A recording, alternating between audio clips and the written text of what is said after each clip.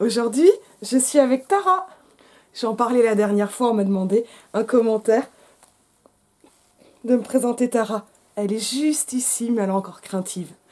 Je vais pas la garder pour la vidéo. Oh, c'est quand même... Parce que là, je sais... Oh ben là, elle s'allonge. Je suis désolée, elle est hors champ. On l'aime tellement, tellement, tellement, tellement, cette petite chienne. Et comme c'est Noël, eh bien, vous pouvez voir l'adorable petite chienne Tara. Alors, je vous la remontre un petit peu et on va commencer la vidéo sur un absolu autre sujet. Regarde là, Tara. Tara, Tara. Elle a un peu peur. À tout de suite. J'ai laissé la petite chienne repartir parce qu'elle préfère tellement son maître, mon petit frère. Et puis voilà, les spots, YouTube, le Star System, c'est pas le truc de cette petite chienne. Aujourd'hui, on va parler spécial Noël de François Rabelais. Un tout petit peu. Donc ça, c'est l'édition que j'avais pour passer la thèse, l'édition des 5 livres. Je sais même plus chez qui on est. 29 €, c'était cher quand même. C'est le livre de poche.com, mais c'est une belle édition de la Pochothèque. Il en est sorti une assez belle de tout Rabelais, je sais plus le titre, de Romain Ménini, qui est un ancien collègue à moi. Alors, moi j'ai juste lu la présentation, mais je connais bien Romain. C'est sûr que c'est de la belle ouvrage. C'est du bouquin d'Agrec, donc c'est du bouquin qui a été usé. Moi j'avais le quart-livre, ce qui n'est pas le plus évident, mais c'est absolument pas de celui-là dont je voudrais parler. Alors là on est en édition, alors c'est qui l'a faite celle-là? Là tout de suite j'ai... Oh là là, là on voit que j'ai travaillé et pas bien rangé mes affaires. Mauvaise lectrice. Ou bonne lectrice, je sais pas. Jean Séhard. Jean Séhard qui est toujours vivant et qui est quelqu'un de très impressionnant et érudit. Jean Séhard, Gérard Defoe et Michel Simonin, avec une préface de Michel Simonin. Alors dans mes souvenirs, parce que là je l'ai absolument pas préparé, on repasse en impro total. C'est vraiment une vidéo de Noël, donc je me suis dit du Rabelais c'est pas mal pour Noël. Puis moi je reviens tout juste de Touraine, donc c'est encore mieux. On peut parler... Ah, parce que voilà, j'ai une partie de ma famille qui vient de la Rablaisie. J'avais envie de prendre un extrait de Gargantua. Alors, Gargantua, ça fait très longtemps que je ne l'ai pas lu. Et là, en plus, on est dans une édition à l'ancienne. Et j'ai une crève incroyable. Mais on tourne quand même. Je suis tellement contente d'avoir tourné avec la petite chérie. Alors, c'est une édition qui est un peu exigeante. Avec une belle préface assez complète. Chronologie de Rabelais et beaucoup de notes. Et surtout qui n'est pas modernisé. Alors avec mon rhume, on va voir si j'y arrive. Mais je me dis c'est Noël, je vous fais don de mon corps malade, de mes rhumes. Et on va commencer. Donc Gargantua, la vie inestimable du grand Gargantua, père de Pantagruel, jadis composé par l'abstracteur de quintessence. La quintessence, c'est quand on a fait passer 5 fois l'alambic. Livre plein de pantagruélisme. Et je sais pas... Voilà, on peut se rappeler, et donc c'est une édition, là on voit les notes sur une page, le texte sur l'autre, hein, ça va être permanent. Donc on est voilà, sur le texte originel, avec cette belle épigraphe à la fin de « Au lecteur, vivez joyeux ». Moi je suis parfaitement d'accord. Prologue de l'auteur, hein, vous vous souvenez, buveur très illustre et vous vérolé très précieux. Ouais, on vous fera peut-être un jour le prologue. Mais là, moi, ce que je voudrais vraiment, c'est... Alors, Gargantua, faut peut-être le dire, c'est des contes populaires assez anciens qui ont été repris par Rabelais et qui n'ont pas été inventés par Rabelais, mais en fait, on a de grandes traditions populaires de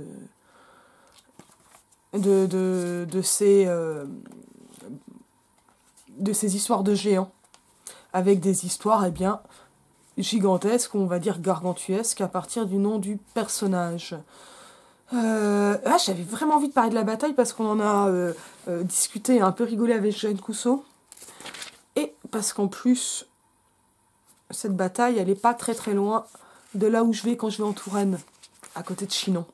Si vous allez à Chinon, vous pouvez visiter les caves du père de Rabelais, et boire un verre de vin, c'est sympa.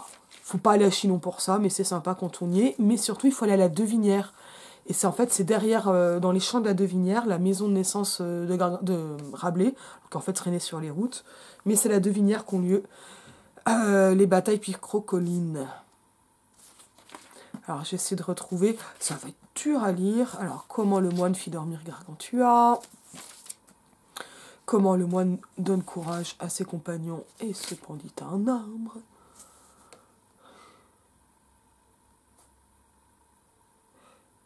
Et on va essayer, là, comme ça, tout tranquillement. J'ouvre le livre, on y va. Et de faire quelques commentaires comme ça, à l'arrache, depuis la crève. Alors, peut-être que je vais le picorer. Picorer, picrocole, c'est pas mal. Donc là, je suis au chapitre 41, picrocole, page 211 de mon édition. À la relation de ceux qui avaient évadé à la route. Lorsque Tripé fut étripé, fut épris de grands courroux, oyant que les diables avaient couru sus ses gens, et tint son conseil toute la nuit. Auquel, Ativo et Touquedillon conclurent que sa puissance était telle qu'il pourrait défaire tous les diables d'enfer s'ils y venaient. Ce que Picrocole ne croyait pas du tout, aussi ne s'en défiait-il. Alors on va déjà le reprendre. Donc, à la relation, c'est-à-dire selon le rapport de ceux qui avaient évadé à la route, c'est-à-dire à la déroute, ceux qui avaient fui lâchement. Lorsque Tripé fut étripé, là, on est vraiment en plein jeu verbal sur les paronomases très, très, très Rabelais.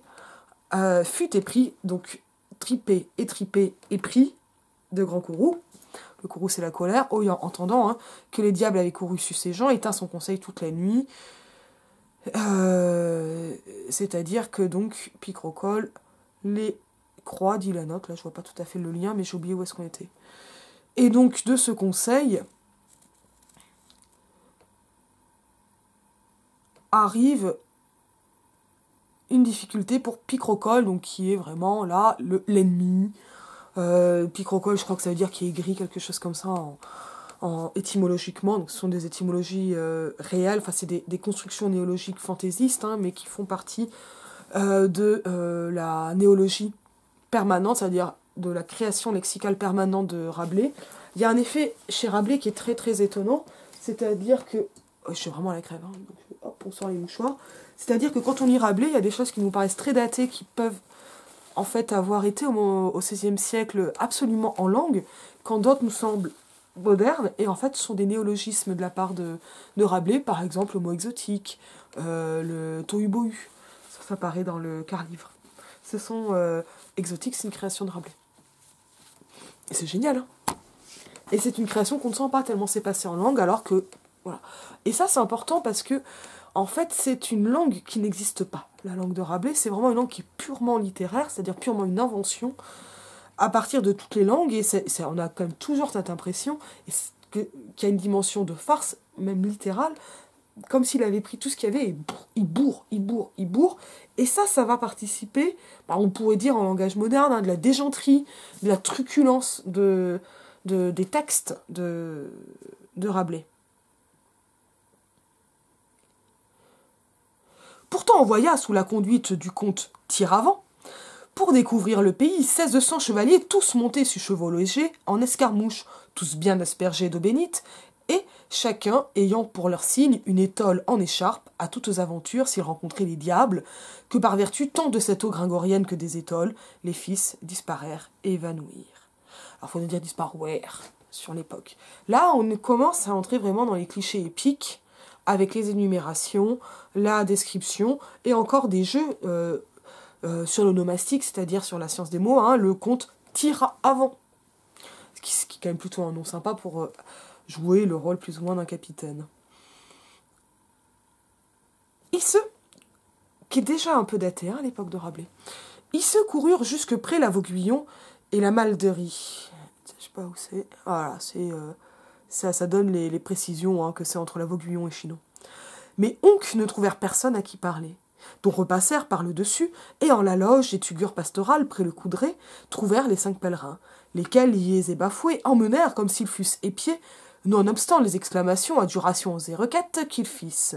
Descendus de là vers Seuillet, furent entendus par Gargantua, lequel dit à ses gens « Compagnons, il y a ici rencontre, et sont en nombre, trop plus 10 fois que nous. Choquerons-nous sus eux ? Que diable, dit le moine, ferons-nous donc ? Estimez-vous les hommes par nombre, et non par vertu et hardiesse ?» Puis s'écria « Choquons, diable, choquons !» Alors là, la note 9 dit « Ce dialogue fait songer à celui qui échange Panurge et Pantagruel avant le combat entre loup-garou et les 300 géants armés de pierres de taille dans Pantagruel. » Mais, bien sûr qu'on peut avoir ces échos, mais ces échos, ils sont logiques parce qu'on est dans la reprise de motifs épiques, qui va être le conciliabule d'avant le combat, la préparation de ce combat, et avec, bien sûr, la préparation des deux côtés, avec des genres de récits alternatifs. Ça, au cinéma, on aurait un coup les ennemis, un coup les amis, enfin, voilà, des deux côtés, le blanc, le noir, ça. C'est très manichéen, mais c'est volontairement manichéen, puisqu'on est dans une bouffonnerie, dans une bataille bouffonne, mais qui va quand même être sanglante. On va noter quelques petits jeux. Le tous aspergé d'eau bénite et les étoiles, qui fait de l'eau bénite, ça c'était dans le paragraphe précédent, quelque chose de l'ordre d'une coquetterie, et d'une protection qui va sembler, un peu comme les étoiles pour disparaître, bien peu utile. Alors que là, on a encore quelque chose qui est quand même assez, on va dire, subversif. Alors, est-ce que c'est subversif dans le sens Rabelais Sréaté ? Vachement compliqué. Mais qui, en tout cas, va jouer avec la norme et au moins renouer ou réactiver les bouffonneries anticléricales que l'on trouvait même sous la plume des moines. Faut se rappeler que le roman de Renard, c'est écrit, donc c'est au Moyen-Âge, mais c'est écrit par des cléricaux, qui se moquent aussi des cléricaux. On n'a pas besoin... Enfin, c'est-à-dire que l'anticléricalisme de l'Ancien Régime et surtout donc, des temps modernes, et donc temps moderne, c'est le XVIe et du Moyen-Âge, on ne peut pas le comprendre à partir de l'anticléricalisme de la Troisième République. Ce n'est pas un anticléricalisme à la Voltaire écrasons l'infâme, désignant ici l'Église, et surtout l'Église catholique, mais c'est un anticléricalisme qui va se foutre de la gueule des curés, pas qui cherche à les pendre. Il y a quand même une différence, parce qu'on on se moque des moines, mais on ne se moque pas de l'institution, à ce moment-là. Mais on peut se moquer très très fort de l'institution quand même.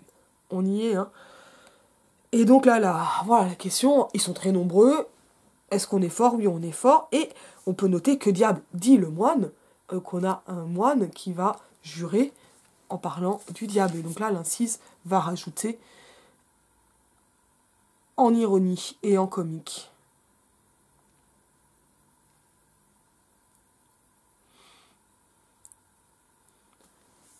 J'arrive, page 213. Ce que, entendant, c'est dur comme langue, les ennemis pensaient certainement que fût-ce vrai diable. Donc en fait là, on a des moines qui arrivent à se faire passer pour des diables. Donc on est vraiment au motif carnavalesque.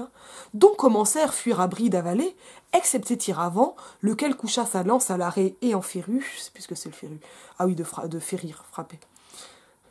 À toute outrance, le moine au milieu de la poitrine. Donc Tiravant, voilà, frappe sur le moine au milieu de la poitrine. Mais, rencontrant le froc horrifique, donc le froc du moine, et on note les fricatives, le froc horrifique, reboucha par le fer, comme si vous frappiez d'une petite bougie contre une enclume. Ah donc le moine, avec son bâton de croix, lui donna entre col et collet, sur l'os acromion. Donc là, on a, là aussi, typique Rabelais, c'est le sommet de l'omoplate, boum, un cours d'anatomie au moment où on s'y attend pas. Et ça, en fait, c'est du vrai savoir, mais il ne s'agit pas ici de faire de la vulgarisation scientifique, ni d'être superbement précis, mais ça de jouer avec les savoirs jusque dans les moments où ils n'ont pas tellement lieu d'être. Et donc ils vont amener des écarts qui sont eux-mêmes comiques. Comme cette comparaison, la petite bougie contre une enclume, sur les coups. Et ça va montrer l'outrance, mais la comparaison en même temps est très concrète et pas tellement épique. Mais en revanche, très quotidienne. Si rudement qu'il l'étonna. Étonné, c'est vraiment être étonné, c'est être frappé par la foudre. Là, on est vraiment assommé. Qu'il l'étonna, hop, et fit perdre tout sans ses mouvements, et tomba, espié du cheval, donc au pied du cheval. Et voyant les tolles qu'il portait en échappe, dit à Gargantua, ceux-ci ne sont que prêtres, ce n'est qu'un commencement de moine. Par Saint-Jean, je suis moine parfait, je vais en tuer comme de mouches. Puis le grand galop courut après, tant qu'il attrapa les derniers, et les abattait comme seille. Là, il y a un mot qui me manque en ancien français. Comme seille, c'est-à-dire comme on abat du seigle, frappant à tort et travers. Gymnaste interrogea Suller Gargantua s'il les devait poursuivre. À quoi dit Gargantua ? Nullement, car selon vraie discipline militaire, jamais ne faut mettre son ennemi en lieu de désespoir. parce que telle nécessité lui multiplie la force et accroît le courage qui ja était déjecte et failli. Et n'y a meilleur, donc déjecte, hop, note 13, abattu, découragé, ça vient de dejectus. Et tolu, ça veut dire qu'il est tordu. Et n'y a meilleur remède de salut à Jean étomi et récru. Donc, à bout de résistance, abasourdi, recru, ça va donner recrue de fatigue, que de n'espérer salut aucun. Quand victoires ont été tolues des mains des vainqueurs par les vaincus, quand ils ne se sont contentés de raison, mais ont attenté du tout à mettre intermission, c'est-à-dire à mort, et détruire totalement leurs ennemis, sans en vouloir laisser un seul pour emporter les nouvelles. Ouvrez toujours à vos ennemis toutes les portes et chemins, et plutôt leur faites un pont d'argent afin de les renvoyer. Voir, mes des gymnastes, ils ont le moine. Ce qui est un jeu de mots, avoir le moine, alors sur l'expression avoir le moine, que je connais pas, mais qui est bailler le moine à quelqu'un, littéralement suspendre quelqu'un par les pieds pour lui donner la question, c'est-à-dire lui faire du tort. Donc en fait là, il y a toujours, chez Rabelais, c'est ce qu'on va retrouver vraiment dans les paroles gelées du quart-livre, des jeux sur des expressions figurées prises dans un sens littéral, par blague. Ont-ils, dit Gargantua, le moine, sur mon honneur, que ce sera leur dommage. Mais afin de survenir à tous hasards, ne nous retirons pas encore, attendons ici en silence. Car je pense déjà assez connaître l'engin de nos ennemis. Donc l'engin, c'est vraiment l'organisation, la réaction. Ils se guident par sort, non par conseil. Et là, en fait, sous ce paragraphe, il n'est plus dans la bataille, mais il est quand même dans la bataille sur les délibérations, avec commentaire du narrateur, qui va en fait donner un conseil humaniste de l'indulgence pour les ennemis, qui est en fait aussi un conseil stratégique, parce que quand ceux-ci sont désespérés, ils ont plus de courage. Isse, ainsi attendant sous les noyers, cependant le moine poursuivait, choquant tous ceux qu'il rencontrait, sans donner lui avoir merci. Donc le moine continue, et il n'a merci, c'est-à-dire pitié, de personne. Jusque à ce qu'il rencontra un chevalier qui portait en croupe un des pauvres pèlerins. Et là, le voulant le mettre à sac, s'écria le pèlerin. « Ah, monsieur le prieur, mon ami, monsieur le prieur, sauvez-moi, je vous en prie. » Laquelle parole entendue, se retournèrent arrière les ennemis, donc en arrière, et, voyant que là n'était que le moine qui faisait cet esclandre, le chargèrent de coups comme on fait un âne de bois. Mais de tout rien ne sentait, mêmement quand il frappait sur son froc, tant il avait la peau dure. Puis le baillèrent à garder à deux archers, et tournant en bride, ne virent personne contre eux. Dont existimèrent que Gargantua était fui avec sa bande. A donc coururent vers les Noirettes, donc la vallée des jeunes noyés, près de Sully, tant rudement, qu'ils purent pour les rencontrer, et laissèrent là le moine seul, avec deux archers de garde. Gargantua entendit le bruit et hennissement des chevaux et dit à ses gens, « Compagnons, j'entends le trac, c'est-à-dire le bruit, de nos ennemis, et aperçois aucun d'iceux qui viennent contre nous à la foule. Serrons-nous ici, et tenons le chemin en bourrant. Par ces moyens, nous les pourrons recevoir à leur perte et à notre honneur. » Et donc là, en fait, on a vu, les gentils sont vraiment gentils, autant par humanisme que par stratégie, mais les méchants sont vraiment méchants, puisqu'ils vont charger de coups le moine comme on fait d'un âne de bois. Ce qui, parce que le moine est vraiment très gentil et très fort, ne sert à rien, puisque celui-ci a la peau très dure. Là, on n'est absolument pas dans un récit réaliste. On rappelle que les moines ne sont pas censés être ni battus ni se battre. Et en fait, cela va justifier la bataille. Alors, hop. Et donc, on est là dans le chapitre 42, comment le moine se défie de ses gardes et comment l'escarmouche de Picrocole fut défaite. Le moine, les voyant ainsi départir en désordre, conjectura, donc fit l'hypothèse, qu'ils allaient charger sur Gargantua et ses gens, et se contrister merveilleusement de ce qu'ils ne les pouvaient secourir, c'est-à-dire vraiment les installer. Donc ce moine, c'est frère Jean. Alors, je lis la note, mais qui parle de l'empathie, la véritable amitié de frère Jean pour ses camarades. Ça, c'est un vrai motif épique aussi sur la grandeur des chevaliers. Sauf qu'ici, le chevalier est un moine, et un moine absolument pas raisonnable. Carnaval, on se rappelle. Puis avisa la contenance de ces deux archers de garde, lesquels eussent volontiers couru après la troupe pour y butiner quelque chose, et toujours regardaient vers la vallée en laquelle ils descendaient. Davantage, syllogisés parfait néologisme, à partir de syllogisme, disant « Ces gens ici sont bien mal exercés en fait d'armes, car on que ne m'ont demandé ma foi et ne m'ont ôté mon braquemar. » Alors la note 2 rappelle que la même constatation a déjà été faite lors de la rencontre entre Gymnas et les pillards superstitieux de Picrocole. Celui-ci n'avait pas été désarmé par ses adversaires, pourtant supérieurs en nombre. Mais bien sûr, le braquemar, c'est un peu comme la verge qu'est le bâton. Le braquemar, c'est, je crois, un poignard court, mais c'est aussi le pénis. Donc, hop, boum, on rajoute du cul. Soudain, après, tira son dit braquemar, insistance sur le fameux dit braquemar, et en férut l'archer qui le tenait à dextre, donc à droite, lui coupant entièrement les veines jugurales et artères spagitiques du col avec le gargaréon jusqu'à ses 2 adènes, et, retirant le cou, lui entrouvit la moelle spinale entre la seconde et tierce vertèbre. Là, tomba l'archer tout mort. Et là, on est vraiment dans quelque chose qui est absolument grandiose au niveau du cou. Ça nous rappelle vraiment la chanson de Roland, ça nous rappelle Guillaume d'Orange. C'est absolument hallucinant, et on se rappelle comment, dans la légende des siècles, Hugo fera aussi quelque chose qui ressemble quand même complètement à un cartoon à partir de ces textes. L'esthétique de Rabelais, c'est une esthétique de cartoon, mais au milieu du cartoon, vous avez « Il était une fois la vie ». Boum, ici de la vulgarisation, mais la vulgarisation scientifique, ça n'existe pas au XVIe siècle. Là, on est plus dans le mode traité anatomique, qui va, en suivant le cou, permettre un rappel du corps. La constitution du corps et de la façon dont on meurt à partir de ces coups, ce qui va donner quelque chose qui est à la fois très gore, qui devrait être horrifique, qui est absolument épique par ses dimensions hallucinantes, mais qui est tellement outré, que cela en devient comique par le gore, par ces détails ultra réalistes anatomiques, à un moment où on devrait plutôt avoir juste des flots de sang, et cette espèce de clausule, on n'est pas en fin de paragraphe, mais de conclusion, là, tomba l'archer tout mort.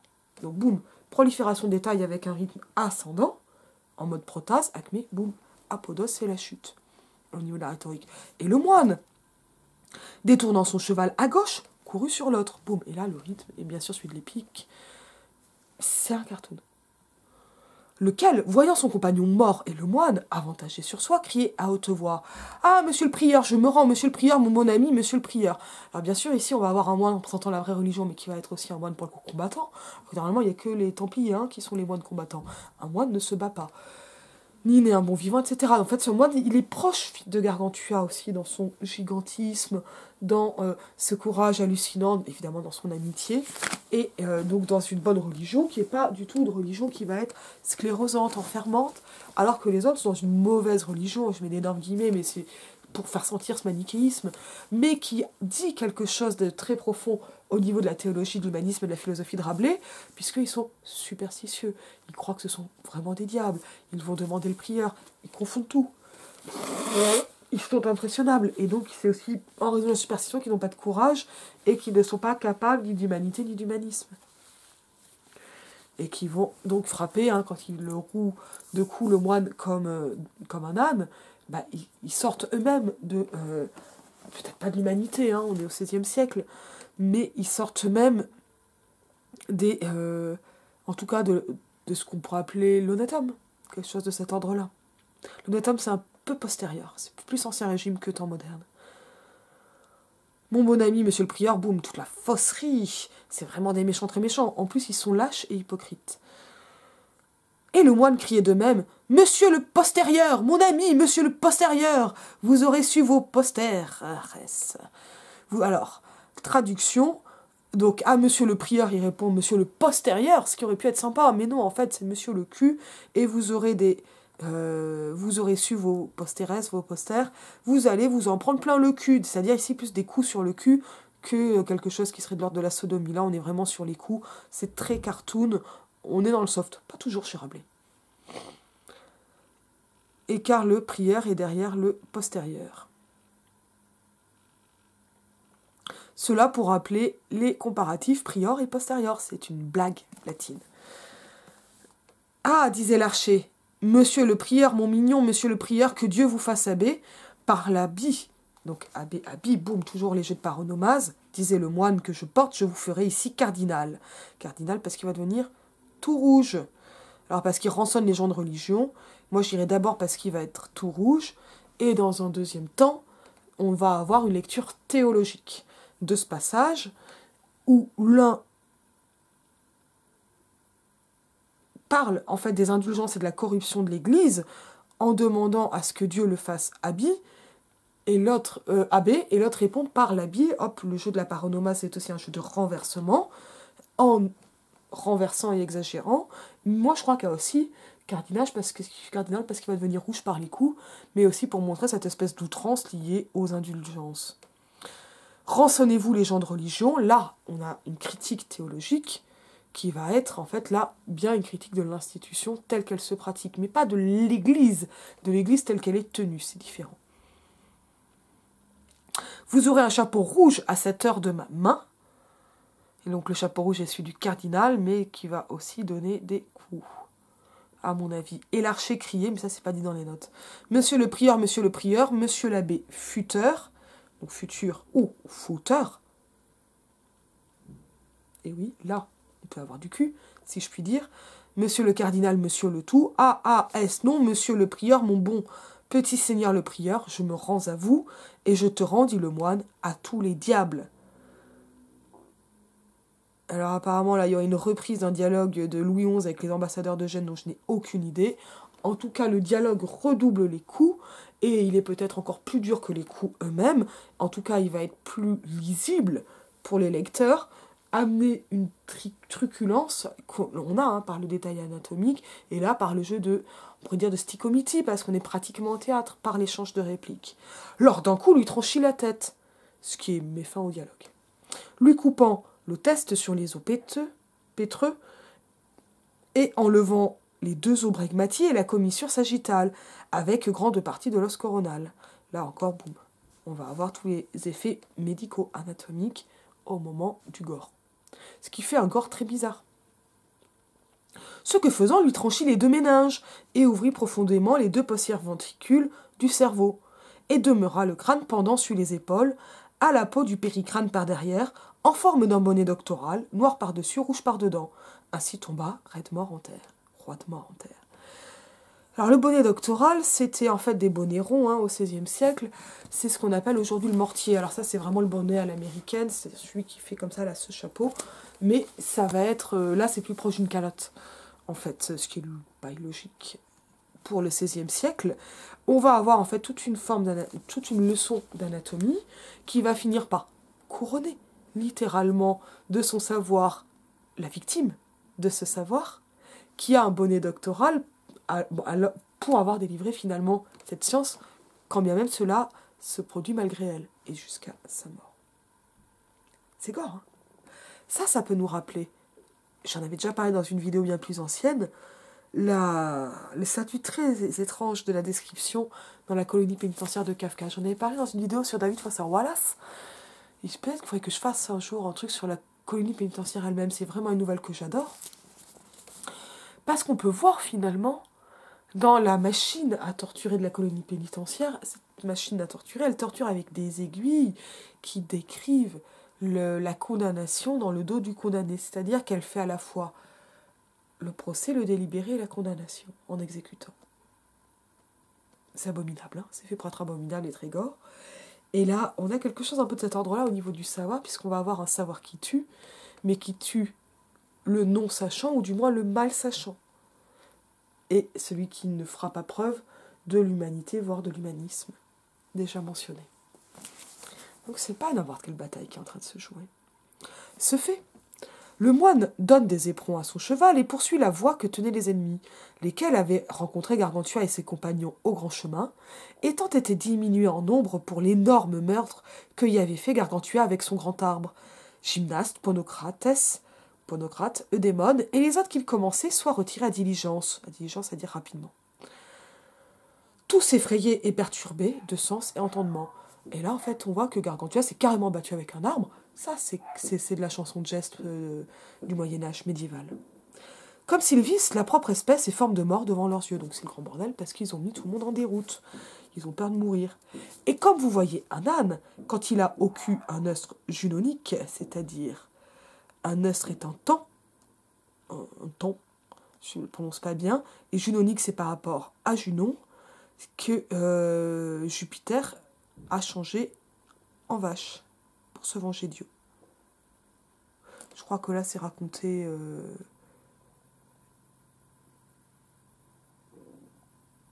Alors, par allusion à celui que Junon... Voilà, non, c'est Io qui changeait en vache et Junon lui envoie en temps. C'est comme ça que ça se passe. Là, j'avais un bug mythologique. Et dans la note, quand je dis que j'ai la crève, c'est aussi dans les yeux. Là, on a quelque chose qui est vraiment très proche d'une forme d'héroï comique, mais ça peut pas être juste de l'héroï comique, parce que c'est pas juste du mélange de registres, ça va jusqu'au sein même des mots. C'est-à-dire que lustre va désigner un temps, c'est-à-dire on a une réalité très concrète désignée de façon très haute. Par les mots du savoir latin et mythologique en même temps, qui vont tirer très haut ce qui est très bas, et qui en même temps sert une comparaison très basse avec un âne pour parler d'une bataille qui, en étant épique, devrait être assez haute, mais qui devient complètement bouffonne. On y est ? Ou une mouche qui, le poing, courir ça et là, sans voie ni chemin, jetant sa charge par terre, rompant son frein et renne, sans aucunement respirer ni prendre repos, et ne sait-on qui le meut, car l'on ne voit rien qui le touche. Ainsi, fuyez ces gens de sens dépourvus, sans savoir cause de fuir, tant seulement les poursuit une terreur panisse, c'est-à-dire panique, laquelle avait conçu en leurs âmes. Alors la terreur panique, elle vient du dieu Pan. Et là aussi, ça va nous montrer que ce sont de mauvais chrétiens. Et en fait, ce sont des chrétiens dont la terreur devient mythologique, mais dont eux-mêmes ne connaissent pas la cause. Donc la symétrie du savoir n'est pas là pour se moquer des ignorants, mais va se moquer des mauvais aussi pour leur inculture. Voyant le moine que toutes leurs pensées n'étaient sinon à gagner au pied, descend de son cheval et monte sur une grosse roche qui était sur le chemin, et avec son grand braquemar frappait sur ses fuyards à grands tours de bras, sans se feindre ni épargner. Tant en tua et mis par terre que son braquemar rompit en 2 pièces. Ah donc, pensa en soi-même, que c'était assez massacré et tué, et que le reste devait échapper pour emporter les nouvelles. Pourtant saisit en son poing une hache de ceux-là qui gisaient morts, et se retourna de rechef sur la roche, passant temps à voir fuir les ennemis et culbuter entre les corps morts, excepté qu'à tous faisaient laisser leurs piques, épées, lances et hacquebutes, et ceux qui portaient les pèlerins liés, ils les mettaient à pied et délivraient leurs chevaux aux dits pèlerins, les retenant avec soit l'orée de la haie, et tout que Dillon, lequel il retint prisonnier. Et là, en fait, on se souvient de l'art militaire qui était présenté juste avant, qui se retrouve bien, qui était bien un programme, appliqué par Frère Jean des Entomeurs, qui se dit qu'il faut en laisser quelques-uns, au moins pour être messager. Mais finalement, non. Et donc, il attrape cette hache, et vas-y, grand coup dans tous. Alors d'abord, le braquemar, donc le poignard, pour lequel on a de la peine, puisqu'il frappe tellement qu'il casse le poignard en 2. Et ensuite, donc, il les récupère à la hache. Donc, on va avoir encore une gradation, elle aussi bouffonne, extrêmement gore, qui va amener, donc c'est comme ça, c'est tas de corps morts. Ici, sans les détails anatomiques, parce qu'on va gagner une autre échelle, on a un phénomène de gradation bouffonne, gore, et absolument, quasi fantastique à ce niveau-là. Fantastique dans le sens courant, pas dans le sens de registre. Et on va avoir ensuite le retour de Grand Gousier. De nouveaux jeux de mots, évidemment. On va un peu prendre le retour. Oh, je suis vraiment désolée, j'ai une crève terrible, mais je sais pas si je serai pas plus malade à d'autres moments, donc je préfère tourner quand j'y arrive. C'est pas que je suis allergique à la chienne, c'est juste que j'ai la crève. J'adore les petits chiens. Donc on passe au 43. Comment le moine amena les pèlerins et les bonnes paroles que leur dit Grand Gousier. Cette escarmouche, c'est-à-dire très secondaire avant la grande bataille, ce qui va permettre donc de monter en puissance. Pérachevé, donc parachevé, se retira Gargantua avec ses gens, excepté le moine, et sur la pointe du jour se rendirent à Grand Gousier, lequel, en son lit, priait Dieu pour leur salut et victoire. Et les voyant tous, sauf et entiers, les embrassa de bon amour et demanda nouvelles du moine. Donc là, en fait, tout ça, c'était encore rien à côté de ce qui va arriver. Et que j'aurais peut-être dû lire directement.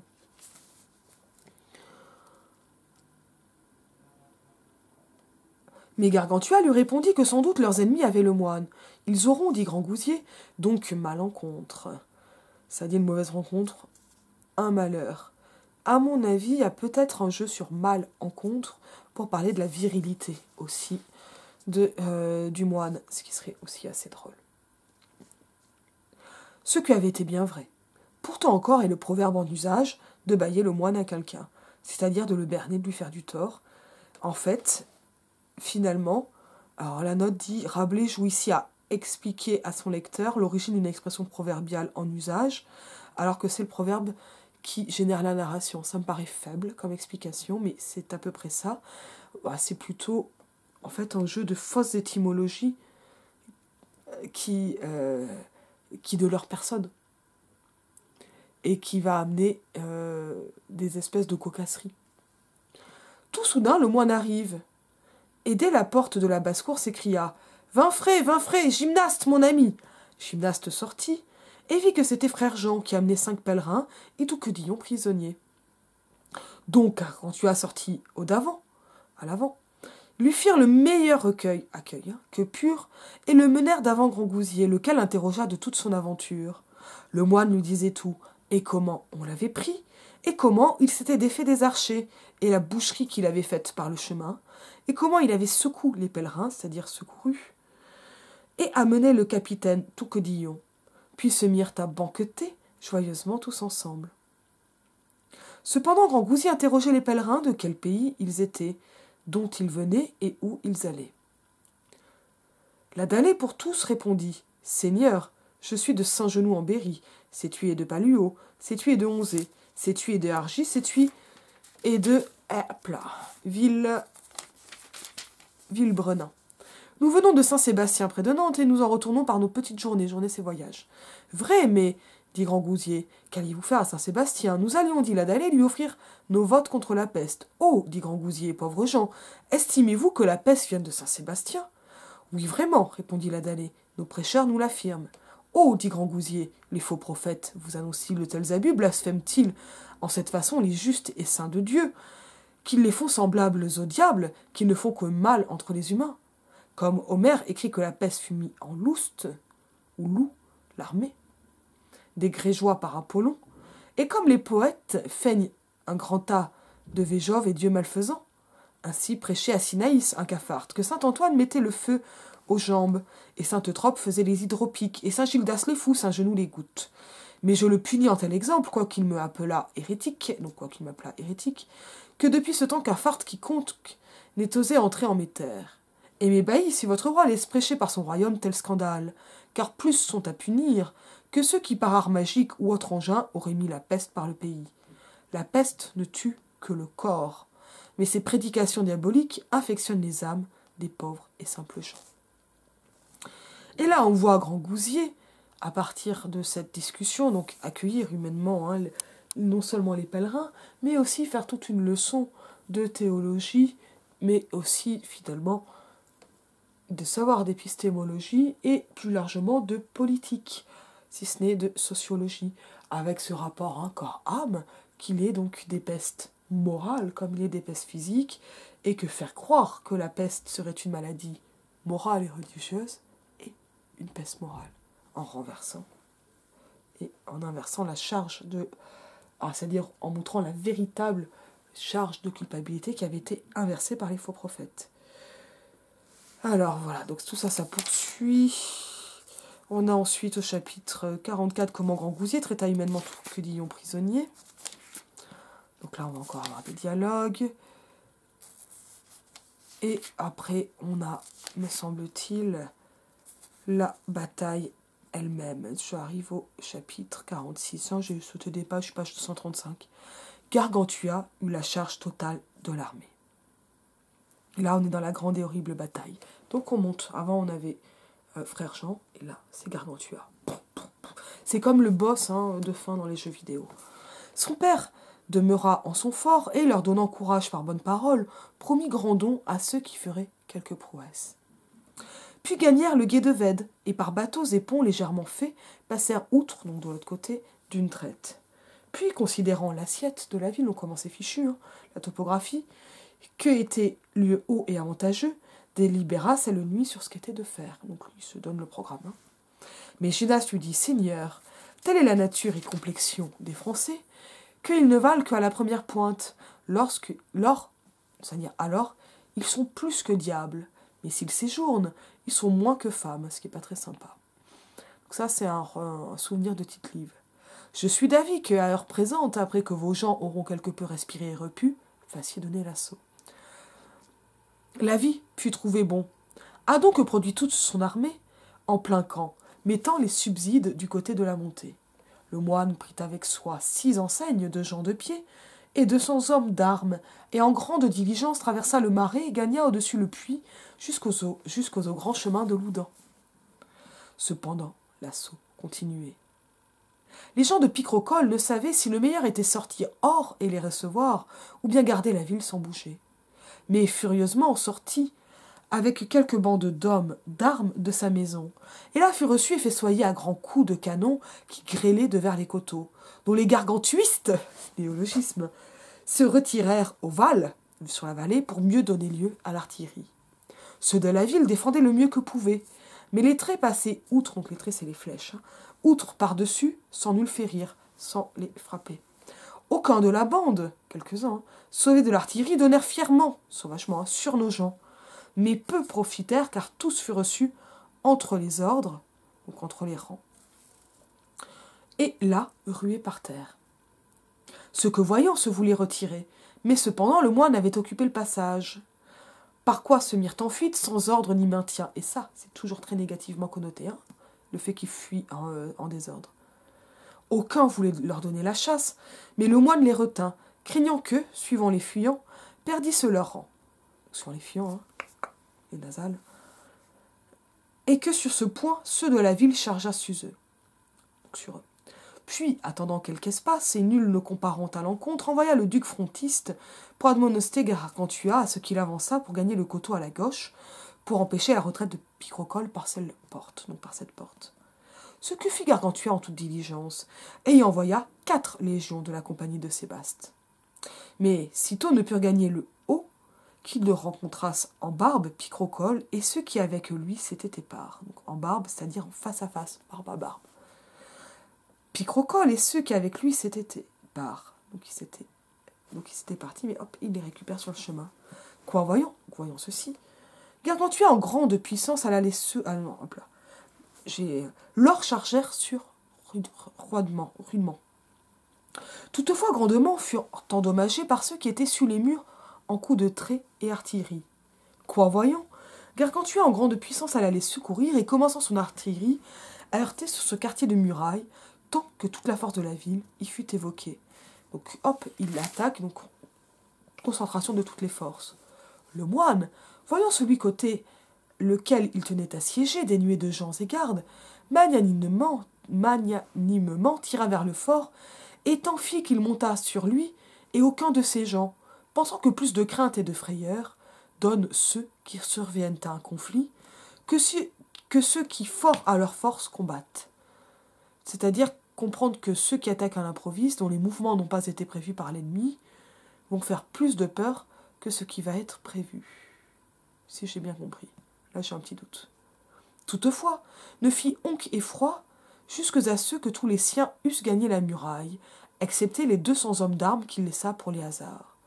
Puis s'écria horriblement, et les siens ensemble, et sans résistance, tuèrent les gardes, cette porte, et là ouvrirent, est-ce donc aux hommes d'armes, qui en toute fierté coururent ensemble vers la porte de l'Orient, où était le désarroi. Et par derrière renversèrent toutes leurs forces. Voyant les assiégés de tous côtés, les gargantuistes avoir gagné la ville, se rendirent au moine à merci, c'est-à-dire demandant pitié. Le moine leur fit rendre les bâtons et armes, et tous retirés et resserrés par les églises, saisissant tous les bâtons des croix, et commettant gens et portes pour les garder de issir, donc de sortir. Puis, ouvrant cette porte orientale, tout ça c'est des archaïsmes, hein, déjà au XVIe, à cette époque. Sortit au secours de Gargantua. Mais Picrocole pensait que le secours lui venait de la ville, et par outrecuidance se hasarda, ça c'est toujours la martia, la faute tragique, l'outrecuidance, l'orgueil, se hasarda plus que devant, jusqu'à ce que Gargantua s'écria « Frère Jean, mon ami, frère Jean, en bonheur, soyez venu. » Ah donc, Connaissant Picrocole et Jean, tout était désespéré, prirent la fuite en tous endroits. Gargantua les poursuivit jusque près Vaugaudry, tuant et massacrant, puis sonnant la retraite. Et donc là, après, on va avoir la fin de la bataille. On fait quelques commentaires, c'est bon pour moi. Pourquoi tous ces détails? Est-ce par goût du massacre? Non. C'est par goût de l'épique. Et en fait, là, on est dans un moment qui est vraiment un traité de polyurcétique, c'est-à-dire de l'art d'assiéger les villes, avec toutes les stratégies, en plus des villes réelles. Une bataille qui n'est pas réelle, mais qui est inspirée notamment de Tite-Live, enfin de plusieurs antiques, et des stratégies qui, certes, passent par la grandeur absolument bouffonne de Gargantua, de Frère Jean, mais qui peut donner une véritable leçon d'art militaire. Moins de bouffonnerie ici, mais tout de même ce retour avec Frère Jean, la collaboration des deux, qui seul permet finalement, et le fait que les soldats vont garder de l'ordre. Moi, j'ai trouvé que pour Noël, c'était pas trop mal. Évidemment, normalement, vous êtes à table pour regarder cette vidéo. Je vous souhaite bon courage et je vous dis à bientôt.